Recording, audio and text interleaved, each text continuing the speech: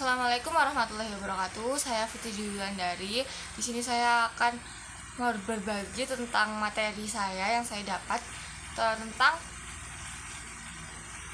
penentuan sampel untuk non probability sampling. Jadi sebelumnya kita sudah belajar tentang teknik pengambilan sampel, yaitu ada dua teknik, ada probability sampling sama non probability sampling. Namun kembali lagi, apa sih sampel itu? Jadi sampel itu, sebelum ada sampel itu ada populasi. Jadi populasi itu adalah keseluruhan unit atau individu yang akan kita kaji karakteristiknya dalam area lingkup tertentu atau dalam ruang lingkup tertentu. Sedangkan sampel ini adalah poin atau poin yang dari bagian populasi yang akan kita ukur karakteristiknya berdasarkan kriteria tertentu yang udah ditentuin sama si peneliti.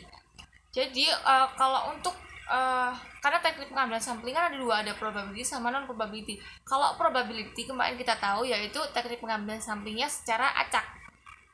Sedangkan kalau non probability ini dilakukan pengambilan sampelnya tidak acak, tapi berdasarkan kriteria tertentu yang sudah disesuaikan atau sudah disesuaikan dengan tujuan penelitian.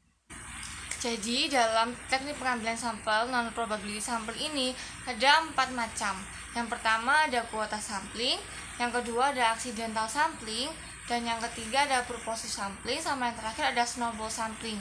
Nah, yang pertama ini adalah kuota sampling. Jadi kuota sampling ini ketika kita dilakukan kalau kita ingin mengambil sampel berdasarkan jumlah tertentu. Jadi langkah pertama dalam pengambilan kuota sampling ini kita harus mengklasifikasikan atau mengelompokkan kriteria tertentu. Kemudian setelah kita mengklasifikasikan atau mengelompokkan kriteria tertentu tersebut, maka kita identifikasi apakah itu sesuai dengan populasi yang ingin kita tuju, apakah mewakilkan sampel yang kita ambil ini akan mewakilkan dari populasi tertentu yang kita inginkan. Kemudian setelah kita mengidentifikasi, maka akan kita analisis, kita jadikan perbandingan dari jumlah populasi yang kita tuju di lingkup tertentu. Kemudian yang kedua ada accidental sampling. Jadi untuk accidental sampling ini dalam teknik pengambilan sampelnya dia dilakukan secara ketidaksengajaan, namun tetap sesuai dengan kriteria dari si peneliti. Jadi kriteria dari yang diinginkan peneliti. Contohnya misal kita mau meneliti jumlah banyaknya pengunjung dari minimarket A. Jadi kita jadikan sampelnya itu adalah beberapa orang yang datang ke minimarket tersebut dalam kurun waktu tertentu, misal pukul 9 hingga pukul 12 siang.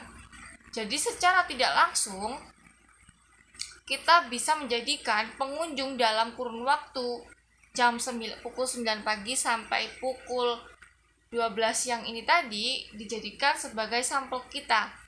Jadi kriterianya yang pertama, pengunjung minimarket yang kita teliti. Kemudian kriteria yang kedua nih, tidak ada batasan usia. Jadi siapapun itu, walaupun itu pria, wanita, usia remaja ataupun usia dewasa, itu tetap dijadikan sebagai sampel penelitiannya. Dan kriteria sampel yang terakhir yaitu jam kunjungan. Kita menggunakan jam kunjungan jam 9 pagi hingga jam 12 siang. Nah, jadi untuk kesimpulan penelitiannya bisa saja dapat ditarik kesimpulan. Jadi pada waktu puncak kunjungan konsumen minimarket A ini terjadi di pukul 9 pagi hingga 12 siang ini bisa mencapai 50 kunjungan. Misal dengan rata-rata pendapatan semisal 1 juta rupiah gitu. Itu bisa dijadikan sebagai kesimpulan dari penelitian kita. Namun untuk penelitian accidental sampling ini biasanya digunakan untuk penelitian sederhana, bukan untuk penelitian ilmiah. Karena bisa jadi hasil yang akan didapat dari penelitian ini kadang itu bias kalau misalkan enggak secara menyeluruh atau karakteristiknya enggak dikerucutkan. Makanya jarang digunakan seperti itu. Kemudian yang ketiga ada purposive sampling. Jadi purposive sampling ini adalah teknik pengambilan sampel yang dimana sebelum peneliti mengambil sampel, peneliti harus merumuskan kriteria spesifik yang ingin diteliti terlebih dahulu. Setelah kriteria spesifik ini telah ditetapkan, peneliti selanjutnya menetapkan objek yang diinginkan dijadikan sebagai sampel penelitiannya dan menentukan jumlah responden yang akan digunakan. Nah, langkah-langkahnya ada beberapa langkah kalau kita mau melakukan pengambilan sampel dengan teknik purposive sampling. Yang pertama tadi kita harus menentukan tujuan sama menentukan spesifikasi dari calon responden kita. Kemudian yang kedua yaitu bergerak berdasarkan tujuan penelitian telah ditetapkan. Dan yang ketiga yaitu populasi penelitian ini ditetapkan berdasarkan kriteria yang sudah ditetapkan. Yang terakhir yaitu jumlah minimal sampel ini harus ditetapkan oleh penelitian sebelum mengambil sampel. Contohnya misal kita mau meneliti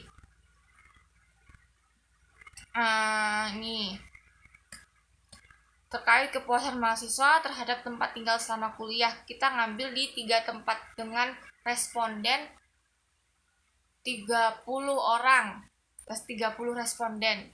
Kita ambil di 3 ruang lingkup. Yang pertama yaitu di asrama kampus, yang kedua di kos dekat dengan daerah kampus, dan yang ketiga kos di daerah yang jauh dari kampus. Kita lihat kepuasannya, kita ambil respondennya 10 responden dari lingkup yang ada di asrama kampus dan 10 lagi diambil dari responden yang berada kos-kosannya di dekat kampus, dan yang 10 orang lagi kita ambil responden dari mahasiswa yang kos-kosannya jauh dari kampus. Kita lihat tingkat kepuasannya.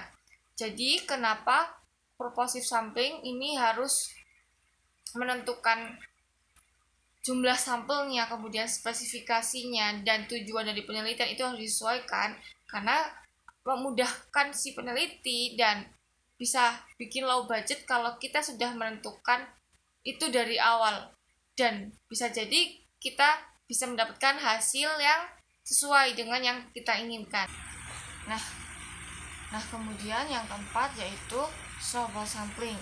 Jadi snowball sampling ini adalah teknik pengambilan sampel non-probability sampling, dengan penerapannya itu menentukan sampel di mana mula-mula jumlah sampelnya ini kecil.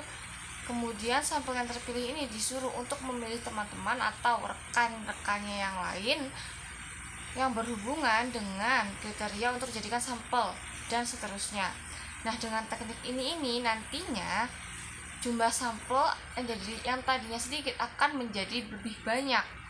Nah, kemudian juga misalnya contohnya kita ingin mewawancarai imigran yang tidak memiliki dokumen resmi untuk tinggal di Indonesia.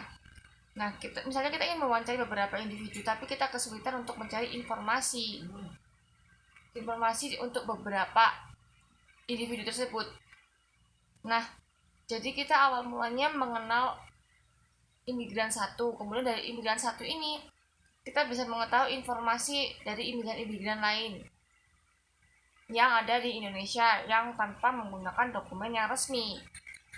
Nah, dengan beberapa individu di awal tadi menjadi agen untuk membantu kita untuk mendapatkan sampel penelitian dari individu lain ini. Nah, proses ini yang dinamakan proses snowball sampling, yang dimana yang tadinya sampelnya itu sedikit menjadi banyak karena dibantu oleh